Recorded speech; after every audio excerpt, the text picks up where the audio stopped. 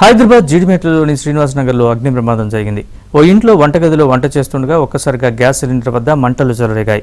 వెంటనే అప్రమత్తమైన ఇంట్లో వాళ్లు సిలిండర్ను బయటకు తీసుకొచ్చి పడేశారు. అనంతరం అగ్నిమాపక సిబ్బందికి సమాచారం అందించారు.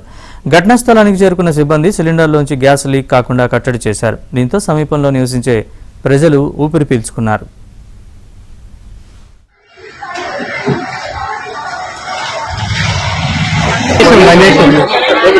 మొత్తం నేను బంద్ చేసి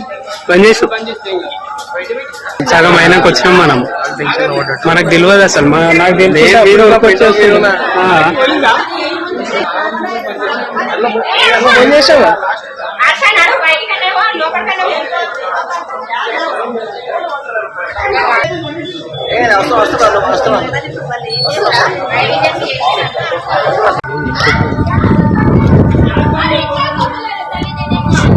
వేరే అంటుకోద్దురా, అది వేరే అంటుకుంటే ప్రాబ్లం, ఇల్లంతా ఆగలేదు.